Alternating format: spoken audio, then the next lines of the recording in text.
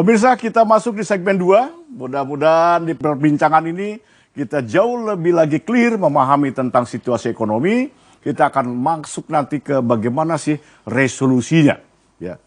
Tadi kita sudah bincang di awal dengan Ibu Andi, ada 2 sektor utama yang bisa mendukung, membantu pertumbuhan atau perbaikan ekonomi nasional, yaitu sektor pariwisata dan manufaktur, Bu ya. Seandainya, Bu, ini yang pasti berandai-andai juga nih, sektor swasta dan manufaktur pun sulit untuk kita kembangkan. Strategi apa lagi yang bisa dilakukan atau direncanakan oleh pemerintah? Iya, masalahnya Pak, sektor manufacturing dan sektor pariwisata itu di Indonesia adalah sektor yang termasuk paling banyak menyerap tenaga kerja, Pak. Jadi untuk negara seperti Indonesia ini, memang nomor 1 yang harus dipertimbangkan apakah suatu sektor itu worthy apa enggak, dilihat dari berapa banyak tenaga kerja yang dapat diserap begitu, ya manufacture atau pariwisata. Nah berikutnya yang saya lihat adalah pada sektor transportasi, ya, sektor transportasi belakangan itu kan ada Grab, ada Gojek, ya.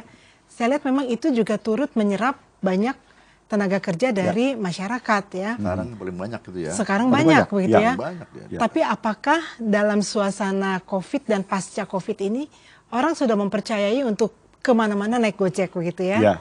Atau kemana-mana panggil Gojek buat diantarkan? Nampaknya belum begitu, Pak. Oke, kembali tadi Gojek. Ini juga bisa mendukung pariwisata juga tentunya. Bisa. Saya mencoba saja membangun sebuah pemikiran, Bu ya. Contoh lah, jangan jauh-jauh, Jakarta yang punya pusat-pusat rekreasi, Bu, pariwisata lokal. Bandung, Jawa Barat, Jawa Tengah, Jawa Timur dan sebagainya. Tapi saya perhatikan juga, kami perhatikan, masih ada kekhawatiran masyarakat untuk datang ke lokasi tersebut. Artinya juga ini kan tidak bisa menolong. Betul. Seandainya masyarakat masih ada rasa khawatir seperti itu. Yang justru dibutuhkan bagaimana meyakinkan masyarakat. Oke. Kalau menurut saya pemerintah bisa sekali lagi melakukan kampanye bagaimana melindungi diri sendiri dari COVID-19 ini, Pak. Dan kemudian melakukan pengecekan. Pengecekan di tempat-tempat yang ramai dikunjungi orang. Saya lihat sekarang yang ramai dicek oleh pemerintah itu adalah di pasar-pasar, ya. Mall, pasar. Ya. Mall dan pasar, dan juga di seperti di asrama-asrama itu mereka melakukan pengecekan, ya. Tapi in between-nya udah tidak lagi sekarang begitu. Barangkali perlu dipertimbangkan bahwa pengecekan-pengecekan ini dilakukan. Kembali ke strategi tadi, Bu. Seandainya tadi gagal, sehingga ekonomi kita semakin terpuruk, ya. Apa sih langkah yang terbaik? Pemerintah itu harus melihat lagi sektor informal dulu, Pak. Karena dari sekian banyak penduduk di Indonesia, yang paling menghidupi itu adalah sektor informal. 90%. 90% sektor informal. Sektor informal ini boleh dikata bukan sektor yang membayar pajak. Tapi pada saat ini mereka butuh perhatian. Gitu ya. Jadi kalau untuk sektor yang sifatnya sudah formal, yang mereka butuhkan pada saat ini adalah informasi dan keringanan. Apa yang dimaksud informal UMKM barangkali gitu kira-kira? Lebih rendah lagi dari UMKM. Tapi termasuk sebetulnya sih ya. Contoh konkretnya, Bu, sektor informal yang bisa kita misalnya Bapak pergi makan, ada orang yang jualan ayam goreng, jualan tahu goreng, atau yang bikin seragam anak-anak, tukang jahit atau apa, itu adalah bagian dari perekonomian sektor informal. Bukankah justru itu yang paling bisa menghidupi, Bu? Betul. Jadi maksud saya, yang ingin saya katakan ialah bahwa tadi Pak Jody mengatakan bahwa sektor informal dapat dikatakan itu 90% dari para pencari nafkah di Indonesia mungkin ada di sektor itu, begitu ya? Ya, karena pelakunya memang 90%. Kalau gitu ini agak kontradiktif nih, Pak. Paling tinggi. Agak kontradiktif, karena mereka bukan pembayar pajak.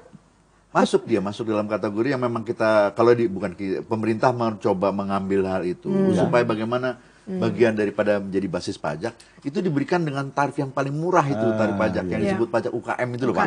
Cuma 0,5%, 0,5% dari omset, yang mudah dan murah, maunya begitu.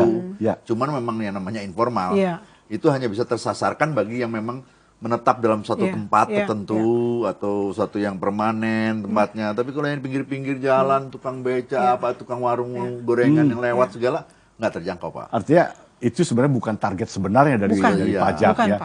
Jadi sebenarnya itu yang bisa kita tadi olah, kita kembangkan. strategi yang paling tepat untuk mengembangkan mereka apa, Bu? Dari sisi Sebetulnya, makro? kalau menurut saya sih ada di Departemen Koperasi apa ya? Aha. Koperasi kalau bisa sih merangkul mereka, Pak. Ya. Jadi Merangkul Kementerian mereka. Koperasi ini Iya. bisa jadi leading sektor Bisa sebenarnya. jadi leading sektor, merangkul mereka. Faktanya? Faktanya begini, Pak. Salah seorang mahasiswa saya kemarin ini sempat menulis tesis Ya. mengenai upaya yang telah dia lakukan. Jadi dia ini mewakili satu perusahaan besar di Indonesia dan kemudian mereka melakukan menjadi bapak asuh bagi pengusaha tahu di Jawa Barat. Ya. Kemudian dengan diasuh oleh perusahaan besar ini, Ya. si pengusaha tahu tadi bisa memperoleh sampai 70 sampai dengan 100 orang distributor. Itu sebelum COVID apa? Sebelum COVID, Sebelum Pak. COVID. Sebelum COVID. Jadi waktu saya baca hasil penelitian mahasiswa ini, saya pikir ini bagus. Itu kan sebelum COVID, Bu ya? Iya. Ya. Sekarang si perusahaan Bapak Asuh tadi masih punya kemampuan itu apa Oh, tidak? masih, Pak. Masih. Dan saya kira Pada ini posisi masih. COVID ini. Ya, dan Ya. saya kira ini hal ini masih dia lakukan. Masih dilakukan. Masih dilakukan. Jadi dia memberikan sarana bagi para penjual tahu untuk berjualan di halaman-halaman perusahaan-perusahaannya itu begitu. Ada data, Bu? Bagaimana? Ada data yang bisa berperan sebagai Bapak Asuh yang sekarang masih hidup, sehingga yang jadi anak asuhnya juga bisa hidup. Masih Ya. ada tidak perusahaan Ini seperti itu? menurut saya sih ada ya, Pak, masih ada di Indonesia seperti yang dijadikan objek oleh mahasiswa saya itu oke itu, Pak. Oke ya, Bu ya. Oke. Nah, oleh karena itu Ya. jangan kena pajak nih, Pak, yang begitu. Iya, iya. Ya, ini sudah nggak mungkin menjadi sasaran utama, Pak. Iya.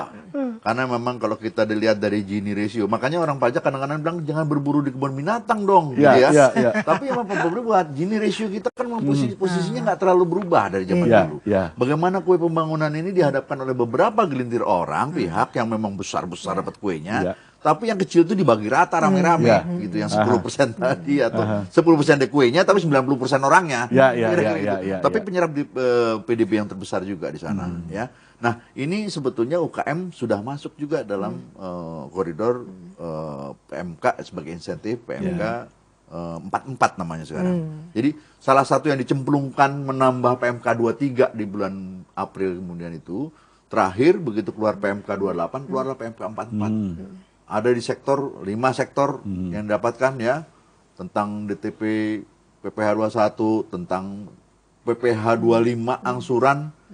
Kalau memang itu terdampak, dia bisa dapat pengurangan 30% angsuran PPh 25-nya, 30%. Kemudian juga dari UKM dibebaskan yang setengah persen tadi. Ya. Kalau memang UKM tersebut terdampak. Ini berbagai insentif ini memang mohon maaf nih Pak, masih tidak secara umum diberikan pada masyarakat wajib pajak.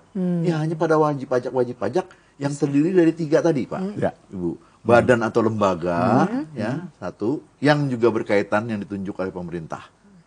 Kedua rumah sakit Ya. yang dirujuk di seluruh Indonesia kalau nggak salah ada 130. Untuk khusus COVID. Khusus COVID yang dirujuk COVID. Yang ketiga adalah para supplier yang bertransaksi dengan rumah sakit yang ditunjuk.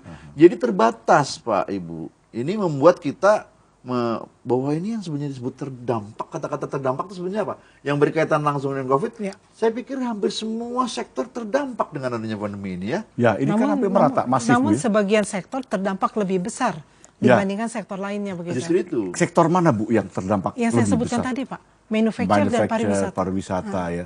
Justru di dua inilah tiang, Bu ya. Ya. Seandainya, saya berandai-andai lagi, Bu.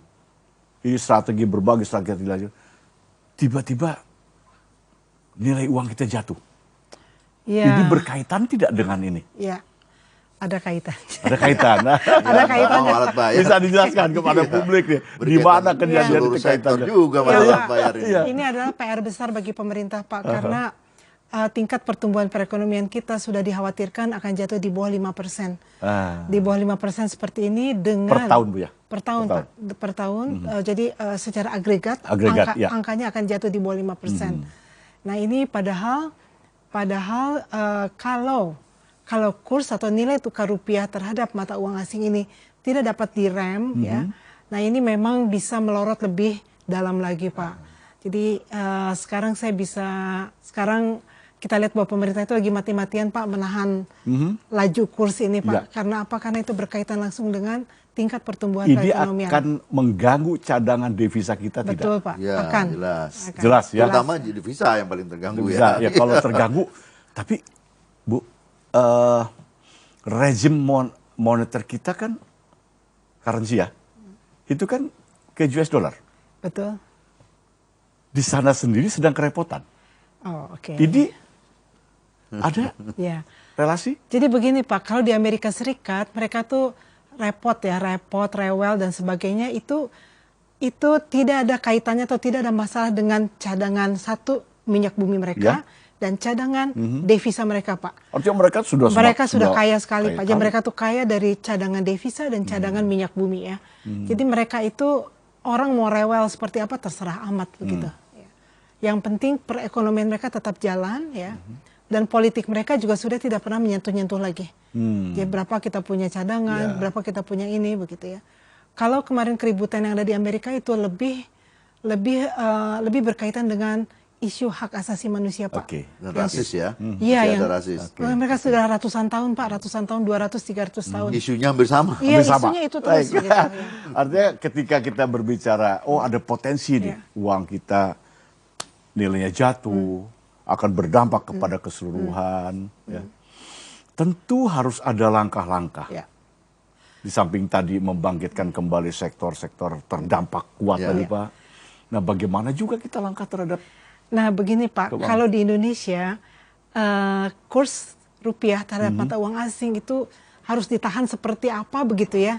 Itu karena kita ini boleh dikata hampir semua raw materials untuk produksi atau untuk industri memang kebanyakan masih import dari luar negeri. Itu yang menyebabkan kurs kita naik terus. Begitu. Berutang dalam bentuk currency asing. Iya, kita itu masih butuh currency asing buat beli-beli materi untuk industri dan untuk raw materials untuk hal-hal lain yang dibutuhkan buat yang bisa seperti tahu tadi karena pun. ketergantungan import untuk bahan bakunya Pak. Ketergantungan import. Ketergantungan import lah yang menggerus devisa tadi. Betul, Jika itu cadangan devisa yang cuma bisa untuk 6 bulan, lama-lama makin tipis karena sekarang menurut Bapak Ibu cadangan devisa kita bertahan berapa bulan nih? 3 bulan Pak. 3 bulan? 3 sampai 6 bulan. Waduh, setelah 3 bulan?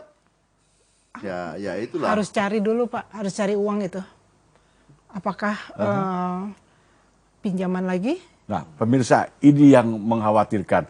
Ternyata cadangan kita hanya tinggal 3 bulan. 3 sampai 6 bulan. 3 sampai 6 bulan. Ya itu batas-batas kritis. Batas-batas kritis. Jadi biasanya BI bisa bergerak, ikut mengamankan itu. Dan memang kita biasa untuk kritis, Pak. Jadi kritis apa? Tapi kekritisan ini apakah bisa ditanggulangi dengan pendapatan pajak? Justru itu, Pak. Ini pajak memang, saya udah berkali-kali menyebutkan waktu itu membahasnya, bahwa pajak kita sebaiknya pertama kita mengutamakan reguleran. Ya. Kedua, kita bagaimana bisa membuat peraturan atau insentif ini untuk sekarang, untuk masa yang singkat, secara kita lebih baik kehilangan pendapatan penerimaan secara temporary. Ini kan diperkirakan September. Kita padahal nggak ada yang bisa menebak sampai sejauh mana. Mungkin saja sampai Desember, Pak. Sampai Desember, mungkin juga tahun depan, kita belum tahu. Tapi untuk sementara September, ini aja sudah banyak sekali. Kok September sih? Kenapa nggak sekalian akhir tahun, satu tahun fiskal misalnya gitu. Kita seharusnya lebih merelakanlah itu untuk pandemik, penerimaan pajak jangka pendek temporary, daripada kalau kita tidak habiskan ini menghadapi pandemi ini, kita kehilangan basis pajak Pak secara permanen. Ini sangat berbahaya. Karena pasca krisis itu akan lebih hilang lagi basis pajak, memulainya sulit lagi untuk bisa meningkatkan tax ratio kita Pak. Pada posisi kalau ini, kehilangan basis pajak tadi ya. Karena mutung istilahnya kan, wajib ya. pajaknya udah tidak mampu, tidak bayar, tidak diberikan insentif, malah hilang dia.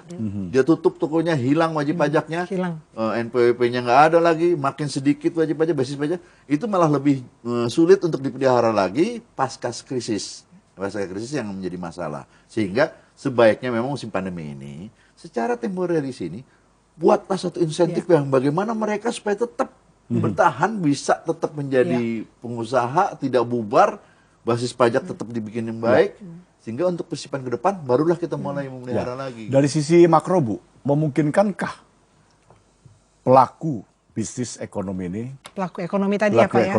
Ya, dalam melakukan bisnisnya tadi, menyerap betul insentif yang disiapkan dari sektor perpajakan? Kalau bisa menyerap, seberapa besar daya serap? Memungkinkan Pak, memungkinkan, tapi lagi-lagi seperti kata saya tadi, harus ada satu badan atau satu kelompok dari pemerintah yang diutus untuk menolong mereka. Ya. Kalau hanya dibiarkan sektor pajak untuk berkomunikasi dengan sektor industri, kan nampaknya juga tidak berkomunikasi. Ya. Ya, kemudian pertanyaan Bapak yang kedua, berapa persen ya Pak ya? Ya. Mungkin hampir 90% ya Pak ya? Yang apa yang 90% nih? 90% yang bakal butuh pertolongan Pak. Pertolongan untuk bisa bangkit lagi. Artinya begitu kritis ya Bu ya? Kritis Pak. Kalau Luar biasa. pandemi sih 100% Bu ya. Ini 60% lagi. Memang sudah masanya orang semua Iya. ada yang kerja. Ini udah angkanya udah saya perhalus Pak. Perhalus. Jadi yang punya profesi jadi guru udah deh masuk dalam 10% Gitu ya. gitu. Jadi jangan 100% banget lah Bu ya. Ini kan Iya. mengkhawatirkan dan Kan mengerikan. persoalannya pada masa ini sebetulnya kita cuma dua pilihan kita. Ekonomi atau kesehatan. Ya. Pilihannya cuma dua, Pak. Setuju. Kalau memang kita mau kesehatan sama sekali nggak ada ekonomi, hilang sama sekali, kan kayak ayam mama telur dia. Tapi dibikinlah hidup sekarang nih PSBB. Bukan berarti pandemi ini udah usai, Pak. Ya betul. Bapak lihat di angka kan naik. Naik. Kemarin aja 1.853 satu hari orang terinfeksi. Oke, nah inilah sebuah pilihan Pak ya. Ya. Apakah ekonomi atau kesehatan? Kesehatan dulu. Nanti di segmen ketiga kita akan berbicara tentang analisa situasi risikonya ya Pak. Baik, kita break lagi di segmen 2 ini. Bangga, minum lagi. Minum Ya, lagi. Bapak Ibu. Gitu, lagi.